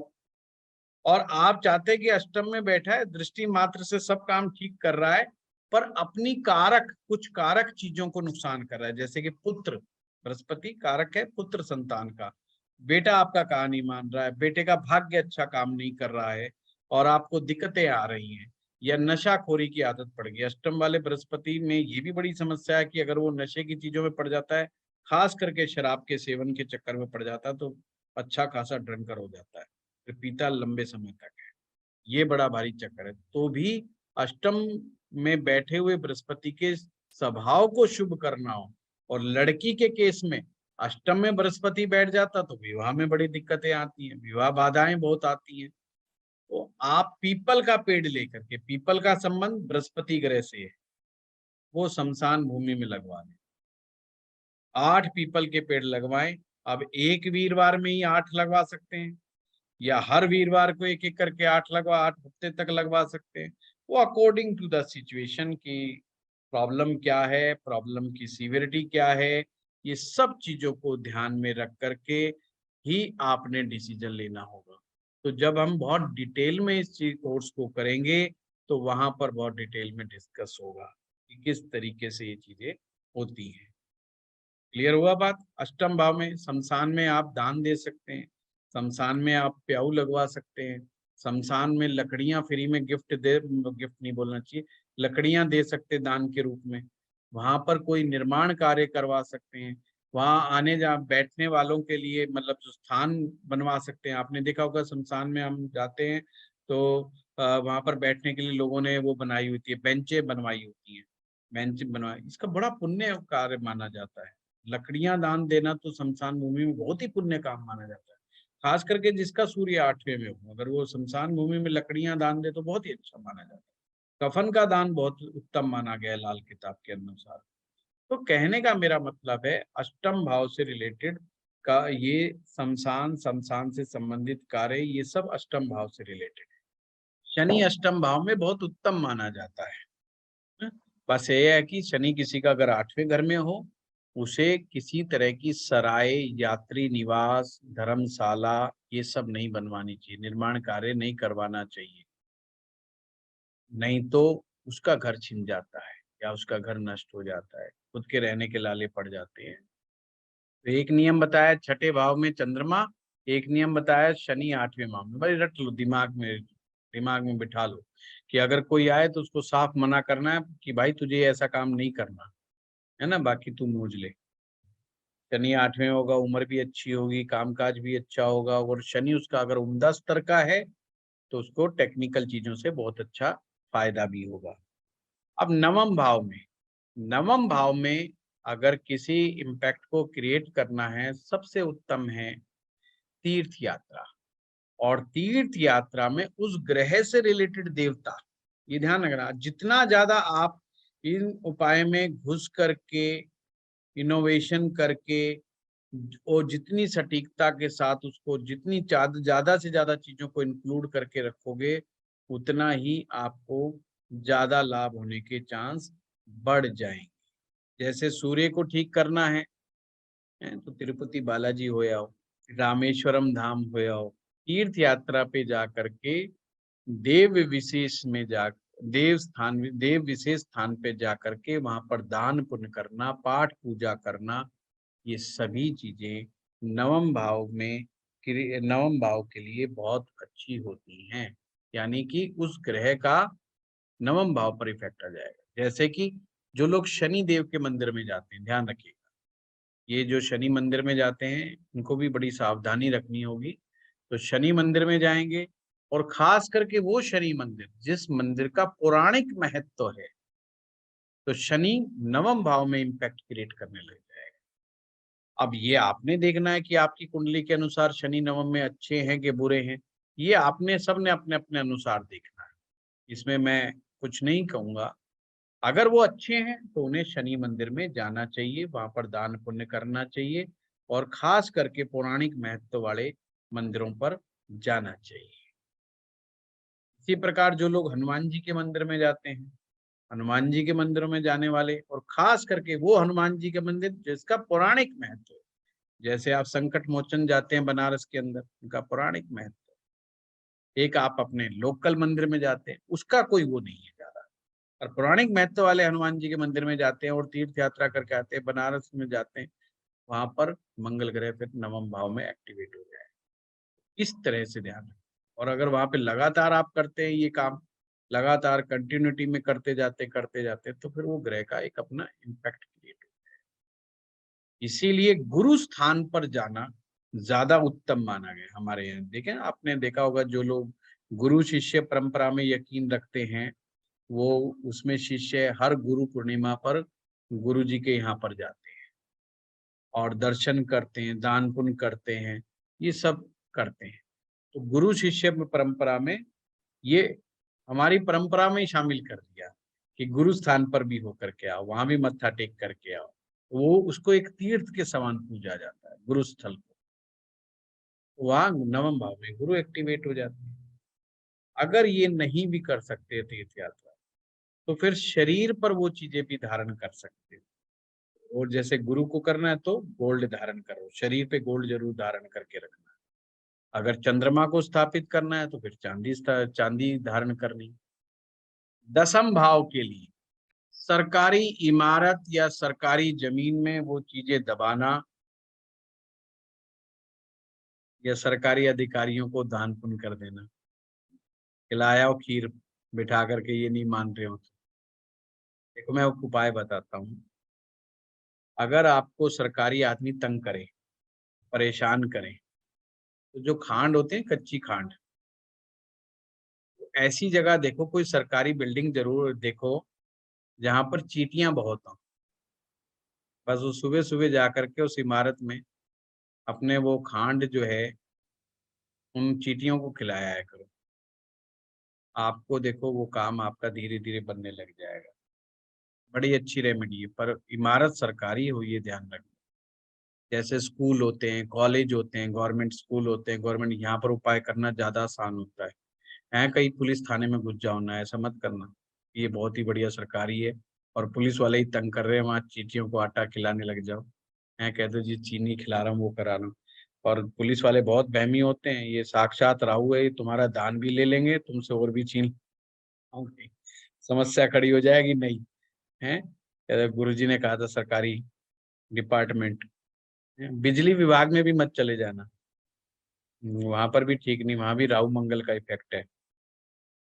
उस कॉलेज वगैरह देख लेना, या कोई ऐसा डिपार्टमेंट जो बेचारा शांत टाइप का हो, इरिगेशन महकमा हो कोई, पशु डिपार्टमेंट हो कोई, इस तरह के देख लेना। तो दसम भाव की चीजों को, दसम भाव में इम्पैक्ट क्रिएट करने के लिए आप अपने पिता को भी वो सामग्रियां दे सकते हैं। पिता को भी आप खाने पीने की चीजें या उनको गिफ्ट में चीजें दे करके आप वो इम्पैक्ट क्रिएट कर सकते हो। बस यहाँ ध्यान रखना है कि बृहस्पति को यहाँ एक्टिव नहीं करना दसम भाव में। दसम भाव में बृहस्पति को एक्टिव नहीं करना, क्योंकि लाल किताब के अनुसार दसम भाव में बृहस्पति नीच का इम्पैक्ट क्रिएट करते हैं। मंगल ग्रह जो होता है ना दसम में बड़ा अच्छा माना गया है, वैदिक में भी लाल किताब में भी। तो पिता के पांव दबाना, पिता की मसाज करना, टांगों की मसाज करना, हाथ पांव की मसाज करना, शरीर की मसाज करना बहुत अच्छा है। साथ में लाल रंग की कोई मिठाई, अगर उनको शुगर नहीं है तो ये ध्यान रख लेना, कहीं लड़ झगड़ के कह दो वाह बापू मेरा जो है संकट तू ही हल कर, अब ले मिठाई खा आज। बापू कह रहा है मेरे को शुगर है, बोला ना ना ना ना ये तो खानी पड़ेगी, ऐसा मत कर देना। तो देख लेना मीठी चीज ना हो, कोई लाल रंग की कोई और चीज दे करके भी आप उस उपाय को कर सकते हो। और नहीं तो उनकी सेवा करो, उनके शरीर की मसाज करो, उनकी हेल्प करो, तो आपका मंगल भी दसम भाव में एक्टिव होने लग जाएगा। सर एक क्वेरी थी, पूछ सकते हैं अभी यहीं पे? हाँ बताइए। अगर जैसे आपने फादर को कहा कि अगर हम इस तरह से उनका जो भी उनको लिए सेवा करते हैं तो एक्टिवेशन होता है मंगल का, मदर के लिए अगर हम उनको कुछ गोल्ड गिफ्ट करें तो क्या जुपिटर को हम ले जा सकते हैं 4th हाउस में? जुपिटर को तो ले जाना बहुत ही अच्छा होता है रवि जी। अगर मदर को वो गोल्ड गिफ्ट किया जाए तो बिल्कुल बिल्कुल ये बिल्कुल रेमेडी बहुत ही अच्छा है। ये सोच आया, मतलब एकदम से दिमाग में आया तो मैं पूछ लूं। नहीं, बिल्कुल वैसे भी माँ का घर चौथा भाव है, और चौथे भाव में आप जो ले जा करके करना चाहते हैं बहुत ही बढ़िया। माँ को गोल्ड गिफ्ट करना बहुत ही बढ़िया है। गोल्ड गिफ्ट दे सकते हैं। इवन माँ को चांदी के गिलास में दूध डाल करके, केसर वाला दूध, या अगर केसर नहीं हिम्मत है तो हल्दी वाला दूध अपने हाथ से माँ को पिलाना और उनका आशीर्वाद लेना बहुत ही उत्तम उपाय है। कभी कभी रिजल्ट खराब नहीं गया। अगर कोई बंदा कहता है मेरा काम नहीं बन रहा है, कोई काम अटक रहा है, और वो अगर 45 दिन तक कर दे, इवन ऐसे बंदे को जिसकी नौकरी ना लगे और बार बार नौकरी हटती है, तो भी अगर वो ये काम करता है तो उसको कहीं ना कहीं दिशा मिल जाती है, कोई ना कोई उपाय मिल सर ये माँ भी को शक हो जाएगा, माँ को शक हो जाएगा क्या चाहता है भाई। माँ 45 को दिन बस, तक, माँ को 45 यही दिन शक तक होगा सेवा कर कि रहा है। ये प्रॉपर्टी लिखवाने के चक्कर में घूम रहा है ये। बहू ने बहू ने बड़ा समझा के भेजा है। हाँ 45 दिन तक नहीं सेवा वो करने में लगा हुआ बेटे को है। कुछ नहीं कहेगी, बहू को ही लड़ेगी, कहेगी जितना मर्जी समझा ले, मैं भी सीरियल पूरी देखती हूँ हैं। माँ 45 दिन पूरे होने नहीं देगी कभी भी। हाँ वो कहेगी कोई बात नहीं, तेरे तब 41 दिन 42 दिन तक मैं पीती रहती हूँ, बाद में देखूंगी। सर यहाँ पे शनि का रोल भी तो आएगा ना 10th हाउस में, जैसे बता रहे हैं आप। हाँ वो है कि इसमें हमारा कंसेप्ट ये है कि जिस भी ग्रह को हम एक्टिव करना चाहते हो उसकी सामग्री का क्या करें, उसको दान पुण्य कहाँ करें, वो हमने पिता के लिए रखा है, या उसको उस तरीके से शनि को कायम किया जा सकता है, वो बात ठीक है। गुरुजी जी 11वें के लिए कोई उपाय नहीं। 10th हाउस में यदि शनि ही बैठा हो तो फिर क्या करना चाहिए? वो बाद में बताएंगे क्या करना चाहिए। उपाय उपाय तो फिर बहुत सारी चीजें देख करके ना शिवांगी जी, बहुत सारी चीजें देखनी पड़ती है। 11वें भाव के लिए कोई रेमेडी नहीं, क्योंकि लाल किताब के अनुसार 11वें भाव में ना तो कोई ग्रह उच्च का होता है ना कोई नीच का होता है, यानी कि आपको किसी ग्रह के इम्पैक्ट को 11वें में ले जाने की जरूरत नहीं। और हर आदमी इसी तलाश में बैठा रहता है कि लाभ में आ जाऊं, लाभ की कोई रेमेडी नहीं। 12वें भाव की रेमेडी है, जिसको कोई करना नहीं चाहता उसकी चीजों को छत पर रख दो, अपने अपने घर की छत पर ले दे करके। पानी गुरु हैं, पानी खाना जैसे ऊपर रख देते हैं तो क्या चंद्रमा वीक हो जाएगा क्या?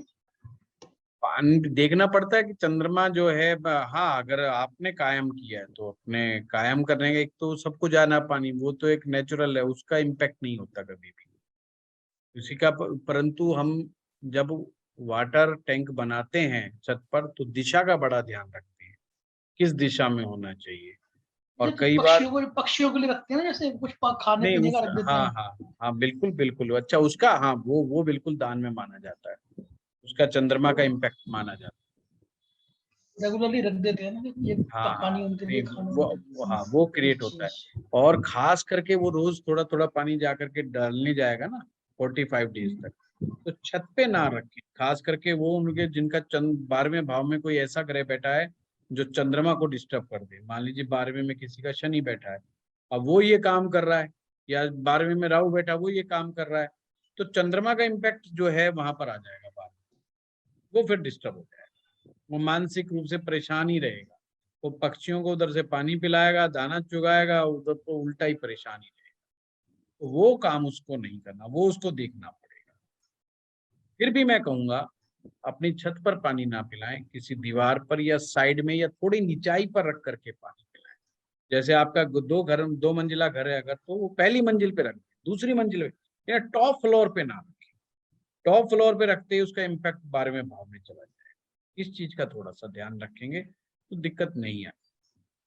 और मैं तो यही कहूंगा कि किसी को भी छत के ऊपर पानी नहीं रखना चाहिए, अपने से नीचे ही रख देना चाहिए। कहीं और व्यवस्था बना लीजिए, कोई पेड़ पौधों गमलों के पास व्यवस्था बना लीजिए पक्षियों के लिए। पक्षियों को पानी पिलाना बहुत अच्छा है, उसके लिए मैं मना बिल्कुल भी नहीं करूंगा। और छत के ऊपर से असर, इसीलिए आप एक चीज देख रहे हैं, जो कबूतरों को दाना चुगाते हैं ना अपनी छत के ऊपर, तरक्की उन्नति नहीं होती। इसीलिए बड़े बुजुर्ग कहते हैं भाई अपनी छत के ऊपर दाना मत चुगाओ, है पार्क में जाओ, बाहर जाओ, कहीं और दाना चुगाओ। वो उसके पीछे रीजन ही है कि आप जो चीज डाल रहे हो कबूतर आए, और कबूतर का मान आना कोई अच्छा नहीं माना जाता, खास करके छत के ऊपर, कि 12वां भाव आपका छत है। तो इस तरीके से ये रेमेडीज के बारे में कुछ नियम बनाए गए। अब जिस दिन भी आप रेमेडी करो उस दिन एक तो बादल नहीं होने चाहिए, बरसात का मौसम नहीं होना चाहिए, ये थोड़ा मौसम का ध्यान रखिए। और ये नियम जब लागू होगा जब आप उस दिन कोई नया उपाय शुरू करने वाले हैं, तो ये नियम लागू। अगर उपाय पहले से कंटिन्यूस चल रहा है तो कोई इतनी ज्यादा टेंशन वाली बात नहीं है, आप कंटिन्यू करिए। घर में सूतक या पातक नहीं होना चाहिए। सूतक पातक का मतलब होता है, सूतक ना डेथ हो जाए किसी भी घर में परिवार में, तो कोई रेमेडी शुरू नहीं करनी चाहिए। और कोई रेमेडी पहले से चल रही हो तो उसको वहीं फुल स्टॉप लगा देना। घर में नए बच्चे का जन्म हो जाए, बच्चा पैदा हो जाए, तो भी ये रेमेडी को रोक देनी चाहिए, नया उपाय नहीं करना चाहिए। अगर उपाय 3 आपने सेलेक्ट कर लिए, 4 कर लिए, 5 कर लिए, तो एक दिन में एक ही उपाय शुरुआत करें, सारे उपाय एक दिन ना है। मान लीजिए आपने बृहस्पति का भी उपाय रख लिया, मंगल का भी उपाय रख लिया, सूर्य का भी उपाय रख लिया, तो स्टार्टिंग में ये नहीं कि आज ही मैं सारे के सारे कर दिए हैं। चने की दाल मंदिर में दे आया, हनुमान जी के मंदिर में जा करके मिठाई बांट आया, है सूर्य के लिए गायत्री मंत्र पढ़ लूंगा, तो ऐसा ना। एक दिन में एक उपाय, फिर आगे जो नंबर आए फिर उसको फिर कंटिन्यूटी में बना करके रखें। उपाय को इस तरीके से करना।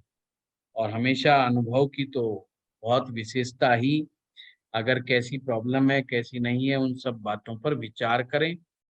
और जो इमीडिएट के उपाय होते हैं उनमें कई बार इन नियमों का इतना ज्यादा फॉलो नहीं करवाया जाए, परंतु अमूमन जनरल वे में उपाय इसी तरीके से करें। सूर्यास्त के बाद कोई उपाय ना करें, सूर्योदय से लेके सूर्यास्त के बीच में ही उपाय करने चाहिए। और मैंने आप लोगों को बताया था जब लंबे उपाय चलते हैं तो बीच में अगर टूट जाता है तो ये दोबारा से करने पड़ जाते हैं। महिलाओं के लिए जरूरी है कि उनको पूरे 45 दिन नहीं मिलते, तो इसलिए उन्हें एक थोड़े से चावल ले करके उनको कच्चे दूध में भिगो करके और एक सफेद कपड़े में बांध करके छोड़ देने चाहिए। जब 5 दिन 6 दिन 4 दिन कंप्लीट हो जाएं तो उन चावलों को खोल के गमले में डाल देना चाहिए, तो कंटिन्यूटी मानी जाएगी। ये बात अपने महिला क्लाइंट से भी जरूर समझाएं। अगर आप लाल किताब की रेमेडी दे रहे हैं और खास करके 45 डेज तक दे रहे हैं, तो वो बात उन्हें जरूर समझाएं, तो वो उपाय ब्रेक नहीं माना जाएगा। और मैंने बताया था जो श्राप से रिलेटेड उपाय होते हैं वो 43 दिन, 43 हफ्ते, 43 साल भी चल सकते हैं, वो अकॉर्डिंग टू द सीवियरिटी। ये वाली दोबारा बता दीजिए, वो चावल कपड़े में बांधने में। सिंपल है, थोड़े से दाने चावल के लेने हैं, कच्चे दूध में, कच्चा दूध का मतलब है उसको उबाला ना हो, कच्चे दूध में थोड़े से भिगो लिए और बस मतलब धोना है, भिगोना भी क्या मतलब धो लिए, थोड़ा सा ऐसे घुमा दिया और उसको एक सफेद कपड़े में बांध करके रख। जब हम शुद्ध हो जाएं उसके बाद उनको खोलने के बाद उनको चावलों को गमले में, ऐसे ही जब भी ये उपाय करना है कंटिन्यूटी बनाए रखने के लिए इस तरीके से ये करना चाहिए। हाँ बताइए लक्ष्मी जी। जी गुरुजी, खाना नंबर 1 पे चलते हैं। खाना नंबर 1 में अगर ये था कि अगर शनि अगर वहां पे बैठते हैं और शनि की शुभता चाहिए तो उसे 7th में ले आते हैं। सपोज कि वहां पे वो उच्च के हो जाते हैं, लेकिन एक रूल और भी साथ में लगता है कि कोई भी ग्रह 7th में स्थापित नहीं होना चाहिए। ठीक है, तो ऐसी स्थिति में शनि को कहाँ पे स्थान देंगे? शनि के लिए 10वां भाव भी है। ठीक, और अगर 2 ग्रहों की युति है, सपोज वहां पे केतु भी है, तो केतु को 9th में ट्रांसफर कर दें। एनर्जी है, नवम बेस्ट है केतु के लिए, 9th हाउस बेस्ट है हाउस है केतु के लिए, तो बहुत ही अच्छा है। ये समझ लीजिए राहु इतना अच्छा तीसरे में नहीं है जितना केतु नवम में। और ये जितने भी ये ग्रह की ऊर्जा को पहुंचाने का काम किया गया है, ये वर्षफल के लिए है कि लग्न कुंडली यानी मकान कुंडली के लिए भी है? वर्षफल में ज्यादातर उपयोग किया जाता है। और तीसरा क्वेश्चन ये कि ब्लड रिलेशन वाले उपाय कर सकते हैं, तो वो जो जातक है वो अगर पीड़ा में है तो वो उस वस्तु को स्पर्श करेगा कि नहीं, कि वो जरूरी है स्पर्श करना? वो स्थिति देखी जाएगी, अगर अस्पताल में तो स्पर्श ना भी करे भी तो भी चलेगा। और अगर बहते जल में प्रवाहित करना है और वहां पे गहरा पानी अगर देखा जाए तो ब्रिज के ऊपर से ही गहरा पानी दिखता है, सामने से दिखता नहीं है, तो क्या ब्रिज में जाना? गहराई नहीं नापनी, बस एक अंदाजा मात्र होता है कि हाँ भाई गहरा है। कि जैसे हम गंगा जी है, अब गंगा जी में आप हर की पौड़ी के पास जाओगे तो वहाँ पानी 4 फुट का है, अब 4-4.5 फुट से ऊपर का पानी ही नहीं है, तो मतलब वो उपाय आपने वहां पर नहीं करना है, आपने आगे जाके करना है। आगे पानी गहरा है, ऑटोमेटिक बात है, सबको मालूम है, तो वहां जाके करिए। दूसरी बात, कभी भी आप गंगा जी जाते हैं तो भीड़ भाड़ वाली जगह पे कभी भी उपाय मत कीजिए, कोई ऐसा स्थान खोजिए जहाँ ना के बराबर हो व्यक्ति, और कोशिश करें ना ही हो तो कोई दूसरा व्यक्ति, बहुत बढ़िया। उपाय एकांत में होना चाहिए, श्रद्धा के साथ होना चाहिए, अपने खास हितैषी को ही साथ लेके जाएं, अगर मदद की आवश्यकता हो तो किसी मित्र को साथ ना लेके जाएं, गप्पे मारते हुए ना लेकर के जाएं, बिल्कुल उपाय के लिए जाएं तो शांत जाएं, मौन जाएं और आते समय भी मौन। और अगर कोई पीछे से बात करने की कोशिश करता है, पीछे से आवाज मारता है, तो उसकी बात का जवाब ना दे। तो इसलिए खास कोई परम मित्र के साथ ना जाने का कोशिश करें। आजकल लोग यही करते हैं, अपने मित्र को साथ ले जाते हैं गाड़ी में उठा के, जाते समय गप्पे मार के आते हैं, आते समय गप्पे मार के आते हैं, रिजल्ट प्रॉपर आता नहीं है और उपाय करते समय भी गप्पे आ रहे और ध्यान उनका फोकस नहीं होता उपाय के ऊपर, और फिर वो कहते हैं जी मजा नहीं आ रहा। और मैंने देखा जो लोग बहुत शिद्दत के साथ उपाय करते हैं उनके रिजल्ट इतने फंटास्टिक आते हैं कि कई बार मैं हैरान हो जाता हूँ, इतने चमत्कार की तो हमने उम्मीद नहीं की होती है, इतने फास्ट रिजल्ट आते हैं। तो इस चीज में जो भी बहते जल का उपाय होता है ये बिल्कुल स्टेरॉइड्स की तरह असर करता है ज्योतिष के अंदर, ये चीज ध्यान रखें। अगर आपका निशाना बिल्कुल सटीक गया तो रिजल्ट तुरंत आएगा, पर उनको समझा के भेजिएगा। हितैषी सबसे बड़ा हितैषी माता पिता होते हैं, सबसे बड़े हितैषी आज के दौर में माता पिता ही होते हैं। अगर उनके साथ बहुत अच्छी बनती है तो बहुत बेस्ट है, उनके साथ बात करो, डिस्कस करो, वो आपको जितनी अच्छी से हेल्प करेंगे और कोई दूसरा नहीं करता। या कोई और ऐसा रिश्तेदार जो आपको समझता हो, जो थोड़ा सा सुलझा हुआ व्यक्ति हो, उसको भी आप अपने साथ ले जा सकते हैं और पंडित जी को भी साथ ले जा सकते हैं मुझे छोड़ करके। बाकी जो है कोई जाने को तैयार हो तो, क्योंकि मैं चुटकुले सुनाता जाऊंगा तो ये मेरी समस्या है, तो इसलिए मैं खुद की भी हानि करूंगा। तो कहने का मतलब ये है, इन चीजों की सावधानियां रखनी है अगर आपने बहते जल प्रवाह की ये चीजें आपने करनी है।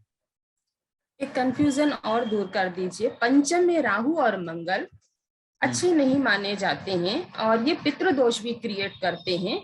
तो ऐसे में उपाय है कि हाथी, जो भी आपने बताया, हाथी को स्थापित करें गंगा जल में। लेकिन कुछ जगहों पे ये भी बताया गया है कि राहु अगर अच्छा नहीं है या मंगल भी बद्ध हो जाते हैं, राहु और मंगल अगर सही नहीं है तो हाथी से संबंधित कोई भी चीज घर में न रखें। इसको थोड़ा सा क्लियर कर दीजिए। हाथी से संबंधित कोई चीज में हाथी दांत की बात आती है। अगर राहु तीसरे में होगा तो हाथी दांत रखना चाहिए। अगर राहु 5वें में हो तो बिल्कुल भूल करके भी नहीं रखना चाहिए। हाथी से संबंधित का ना हाथी दांत की बात कही गई है, या हाथी दांत से बनी हुई। आप अगर राजस्थान में जाएंगे तो हाथी दांत से बने हुए कंघे, आपको कंघियां मिल जाएंगी, बहुत सारे आर्टिफिशियल चीजें मिल जाएंगी, कुछ ज्वेलरी टाइप की भी मिल जाती हैं। तो वो सब चीजें नहीं सिंपल सी बात। जैसे आपने बताया कि हाथी 50 ग्राम या 500 ग्राम या 5 किलो जो भी हो, लेकिन जनरल रेमेडीज में अक्सर 60 ग्राम हाथी बोला जाता है। क्या इसके पीछे कोई तथ्य है? मानने को अलग अलग विद्वानों का अलग मत है। कुछ लोग कहते हैं कि 2 कदम और आगे बढ़ जाओ तो 50 ग्राम जमा 2 ग्राम 52 ग्राम लेकर के। अक्सर तो लाल किताब में 52 ग्राम का कंसेप्ट, पर ये 2 ग्राम का कंसेप्ट मुझे खुद को समझ में नहीं आया, इसलिए मैं उसको अक्सर नहीं बताता भी नहीं हूँ, करवाता भी नहीं। ठीक है ना। तो वो 60 ग्राम से तो मेरे को लगता है वो छठे भाव का इम्पैक्ट ना क्रिएट हो जाए। तो वो मैं खुद डाउट में हूँ इस विषय में। तो मैं अक्सर 50 ग्राम ही रखता हूँ, क्योंकि मैं भाव के हिसाब से क्वांटिटी बताता हूँ। अगर मुझे कोई छठे घर के अंदर कोई ग्रह दिक्कत दे रहा है तो मैं उसको 600 ग्राम की क्वांटिटी में दान बताऊंगा। मैं कहूँगा 600 ग्राम ये लो और फलानी चीज को दान दो, 6 किलो लो। तो उस तरीके से मैं करता आया हूँ। तो फिर मैं पंचम के राहु के लिए मैं फिर 60 ग्राम नहीं बताता हूँ। देखिए, लॉजिक आपको अपना भी लॉजिक का इस्तेमाल करना होगा, अपना इनोवेशन करना होगा, चीजों की अंडरस्टैंडिंग बढ़ानी होगी और अपने हिसाब से भी आपको डेवलप करना। जी जी, वही सर संशय था, इसीलिए क्लियर ही। नहीं, कोई बात नहीं। प्रश्न पूछने पे लक्ष्मी जी मेरी क्लास में कोई भी दोष नहीं लगेगा, किसी प्रकार का कोई पाप नहीं लगेगा है। बस रिपीटेशन ज्यादा नहीं होना चाहिए। मेरा मानना, अगर एक स्टूडेंट का एक क्वेश्चन है और दूसरे का भी वही सेम क्वेश्चन है तो वो रिपीट ना हो। एक से सुन लिया उसी से पता लग जाए। बाकी आप क्वेश्चन पूछो, क्वेश्चन की कोई मुझे चिंता नहीं ओके, धन्यवाद गुरुजी, हो गया क्लियर। हाँ, अमर जी बताइए। अमर जी बताइए। संदीप जी म्यूट रखिए। हाँ गुरुजी नमस्कार। अगर केतु अष्टम में बैठते हैं, हाँ, तो फिर उसको मंगल बद हो जाता है। मंगल बद हो जाता है। उसके लिए उसको स्मशान के लिए कौन सा करना चाहिए? नहीं, सबसे पहले मंगल को सही करो, और मंगल को ठीक करने के लिए सूर्य बुध की युति बनाओ। सूर्य बुध की युति कैसे बनेगी? आप तांबे का बर्तन लो और उसमें हरे मूंग भरो और उसको ऊपर से ढक्कन करवा करके टाका लगवा दो और अपने घर में स्थापित कर दो। तो सूर्य और बुध को आपने एक साथ मिला दिया। सबसे पहले तो पहली रेमेडी वो करो। देखिए, केतु अष्टम में तो बाद में दिक्कत देगा। सबसे पहले उसने डिस्टर्ब किसको किया? उसने मंगल को डिस्टर्ब किया है। मंगल डिस्टर्ब हुआ है यहाँ पर, तो मंगल बद हुआ है। मंगल बद होने से फिर जो साइड इफेक्ट क्या क्या होते हैं, आदमी नॉनवेज की तरफ चला जाएगा, कभी दारू की तरफ चला जाएगा, कभी गाली गलौज की तरफ चला जाएगा, कभी गुस्से की तरफ चला जाएगा, कभी लड़ाई झगड़े की तरफ चला जाएगा, लोगों से विवाद बना के रखेगा, दुश्मन पैदा कर लेगा। तो पहले तो उन सब चीजों से बचना है। ठीक है। केतु की कौन सी चीज होती है? 2 रंग की कोई भी चीज केतु की चीज होती है। 2 रंग का पत्थर केतु का होता है। आप कुछ मत कीजिए, 2 रंग के पत्थर लीजिए, 2 पत्थर। एक पत्थर को जाकर के शमशान भूमि में दबा करके आ जाइए और एक पत्थर को अपने घर पर ला करके कायम कर दीजिए। आपका केतु का इलाज हो गया।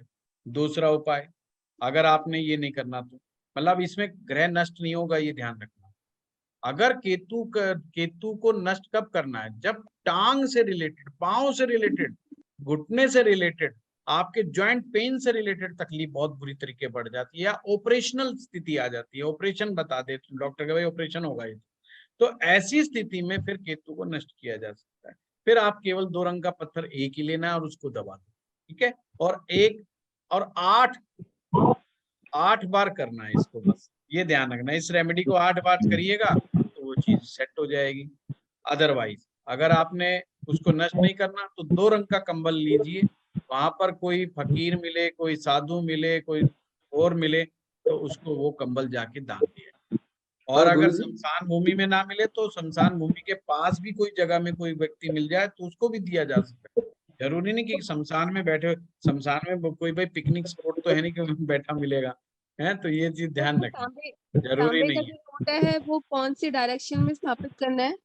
है। तांबे का लोटा किस हाँ चीज की जी, रेमेडी के लिए? अभी आपने बताया ना मंगल की रेमेडी के लिए सूर्य और बुध को मिला देंगे, तो हाँ, तांबे के लोटे में। ये पूर्व दिशा में भी रख सकते हैं आप, इसको उत्तर दिशा में भी रख सकते हैं। Okay sir, thank you. हाँ संदीप जी, अब बताइए।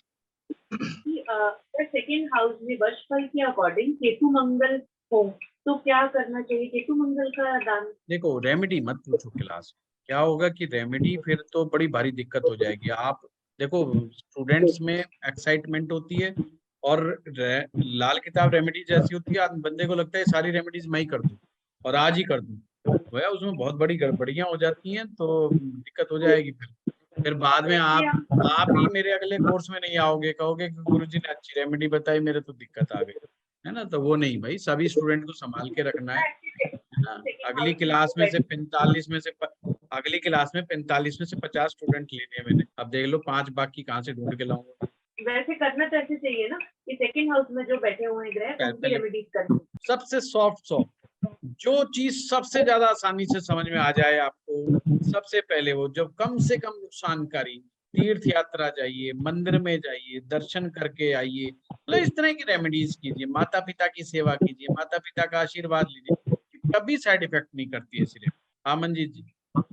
गुरुजी, हमने जो पीछे पढ़ा था ग्रहों का अच्छा बुरा होना कॉम्बिनेशन, अब कॉम्बिनेशन में 2 चीजें हैं। एक तो हम कहते हैं जैसे केतु के केस में 3 उसके बोले गए हैं, अब 3 में से केतु का 2 अच्छे हैं, 1 बुरा है, एग्जाम्पल। हाँ, तो ये जो चीज बुरा है वो लैक करेगी, वो लैक कर जाएगी। केतु को अच्छा माना जाएगा या नहीं? मैं बता रहा हूँ कि अच्छा का कोई डेफिनेशन नहीं है, कितना अच्छा, हाउ मच वाली भी तो बात आती है। एक आदमी कहता है जी क्या मेरे जीवन में वाहन योग है, आंख बंद करके कह दो बाइक ले लेगा, साइकिल तो ले ही लेगा, 10,000 रुपए महीने भी कमाता होगा तो भी साइकिल ले लेगा, वाहन तो वाहन है ना। जी जी। अब दूसरा व्यक्ति कहता है, वो दिमाग में सोच के आया कि BMW चाहिए मुझे, तो आपको क्या देखना पड़ेगा, आपको ग्रेडिंग देखनी पड़ेगी कि जो ग्रह वाहन देते हैं, जो हाउस वाहन देखता है, उसकी स्ट्रेंथ कितनी अच्छी है, वो कितना ब्यूटीफाई है, वो बताएगा आप, ठीक है ना। ऐसे ही हम कहते हैं बुध और शुक्र इकट्ठे हो तो ये राहु अच्छा माना जाता है फॉर एग्जाम्पल, लेकिन अब बुध अच्छा नहीं इकट्ठे हो, नहीं मंजी जी दोबारा सुनो, बुध और शुक्र इकट्ठे हो तो सूर्य बनता है, बुध शुक्र हो तो सूर्य बनता है, बुध शुक्र इकट्ठे हो तो मंगल बद हो जाता है, पर बहुत ज्यादा बद नहीं होता, थोड़ा बद होता है, पर बुध शुक्र के मिलने से ये मसनूई कॉम्बिनेशन है जिससे सूर्य बनता है। अच्छा, तो बट अब ये कहा गया कि ये कॉम्बिनेशन इकट्ठा मिल जाए, दोनों इकट्ठे मिल जाए तो ये शुभ माना जाएगा फॉर एग्जाम्पल। हाँ, लेकिन अब कॉम्बिनेशन में एक बहुत अच्छा माना जाता है, बट इंडिविजुअली देखने में एक ठीक नहीं है फॉर एग्जाम्पल, बुध अच्छा नहीं है फॉर एग्जाम्पल। अगर बुध अच्छा नहीं है तो वो कॉम्बिनेशन बहुत बढ़िया नहीं बना। देखो सिंपल सी बात है, कोई व्यक्ति कहता है कि मेरी कुंडली में बुधादित्य योग है, अब बुधादित्य का नाम आते दिमाग में आता है कि बंदा इंटेलिजेंट है, पर फिर बात आती है कितना इंटेलिजेंट है। एक इंटेलिजेंट वो होता है जो पहले पढ़ता है, फिर रट्टा मारता है, याद करता है, फिर प्रैक्टिस करता है, उसको समझ में आता है, समझना, पढ़ता है, याद करता है, प्रैक्टिस करता है, रट्टा मारता है, फिर प्रैक्टिस करता है, समझ में आता है। एक व्यक्ति पढ़ता है, सीधा समझ में आ जाता है, एक व्यक्ति मात्र सुनता है, समझ में आ जाता है, एक व्यक्ति 2 पेज पढ़ता है किताब के, उसको पूरा समझ में आ जाता है ये किताब आगे जाके कहाँ जाकर के क्या लिखने वाली फिर हम कहेंगे तो कंप्यूटर जैसा ब्रेन है यार, ये तो फटाफट समझ गया, तो चुटकियों से समझ गया। हम जितने सेकंडों के हिसाब से विश्लेषण करने में समय लगा रहे हैं, एक आदमी ऐसा है कि उसके हाफ से भी कम समय के अंदर वो अपना विश्लेषण करके बता देता है, यार ये चीज तो ऐसे नहीं ऐसे है। हम अभी तक सोच ही रहे होते हैं। ये सारी की सारी चीजें बुधादित्य से ही आने वाली हैं, पर ये बुधादित्य की ग्रेडिंग पे तय करता है बुध कितना स्ट्रेंथफुल है। बुध अगर अस्त है, बुध अगर अस्त है, तो ये चीज ध्यान रखना है कि वो बहुत ज्यादा कंप्यूटर माइंडेड नहीं है।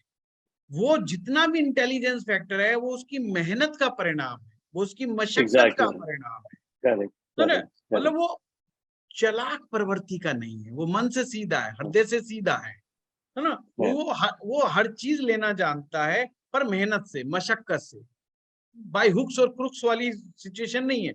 क्योंकि बुध क्या है, चालाकियां भी है, थोड़ी सी इंटेलिजेंस भी है, स्मार्ट वर्क है। आप बुध को स्मार्ट वर्क समझो। जिसका बुध जितना अच्छा होगा वो उतना ही स्मार्ट वर्क करना जानता है, वो उतना ही कोई ना कोई इनोवेशन निकाल के ले आएगा, नई चीज निकाल के ले आएगा। बाकी लोग मेहनत करते रह जाएंगे, चुपचाप साइड से निकल के आगे बढ़ जाएगा। ये है बुध की कैपेसिटी। तो जब सूर्य और बुध का आपस में जब कॉम्बिनेशन बनता है, तो हमें देखना होता है कि क्या कितनी स्ट्रेंथ है। लाल किताब इस विषय में बहुत अच्छे से समझा देती है कि बुधादित्य योग बना तो सही, पर बुध की क्या स्ट्रेंथ आई। तो आपने बाकी जगहों से देखो कि बुध कैसा हुआ कैसा नहीं हुआ। अगर वो उम्दा बुध हो गया तो वो फिर बंदा एक्सीलेंट ब्रेन होता है, कंप्यूटराइज्ड ब्रेन समझो उसको। उसकी मेमोरी पावर बहुत गजब की होती है, सुन भी लेगा, समझ भी लेगा, विश्लेषण भी कर लेगा, क्विक असेसमेंट। ऐसे बंदे रुकते नहीं है, फराटा होते हैं लोग, ये कहीं नहीं रुकते।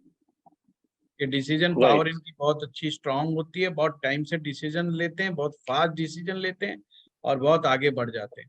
तो सेम बुधादित्य योग बच्चे को 50% पे भी रखता है, वही बुधादित्य 60 वाला भी होता है, 70 वाला भी होता है, और वही 98% वाला भी होता है। और एक बुधादित्य योग होता है वो इतने 98 ना भी लेके आए, पर 98 वाला जहां पर रहेगा उससे 10 कदम आगे बढ़ जाएगा जिंदगी में, अपनी स्मार्टनेस के चलते। करेक्ट ना, जैसे एक मैं सुन रहा था, एक खबर आई थी, किसी ने 10 साल पहले चंदन के पेड़ लगा दिए और उसकी जो लागत थी वो पता नहीं कितनी 6 लाख थी कि कितनी बताई, और अब वो पता नहीं 2 करोड़ के 2.5 करोड़ के हो गए उनकी कीमत। मैं बड़ा हैरान हुआ। मैंने कहा यार देखो, जिनको स्मार्ट वर्क आता है कैसे कैसे पैसे को मल्टीप्लाई किया है। शेयर मार्केट भी इतना अच्छा नहीं कर सकती जितना अच्छा इसने करके दिखा दिया। और उस चीज पे दिमाग ही नहीं आ जाता किसी का कि चंदन के पेड़ लगा करके और 10 साल 12 साल के बाद उसकी लकड़ी से इतना मल्टीप्लाई किया जा सकता है। अब ये किसका कमाल है? ये मरकरी का कमाल है, ये ज्ञान का नहीं है। ज्ञान तो कोई देगा, उसको हम ग्रैप्स करेंगे, फिर उसका मंथन करेंगे, फिर समझेंगे, फिर अप्लाई करेंगे। ये गुरु का काम। जी तो बुद्ध तो बहुत फास्ट है, इसलिए बहुत फास्ट माना जाता है। मन के बाद बुद्धि का ही खेल है सारा। ठीक है, right guru ji, right. Thank you, thank you, thank you.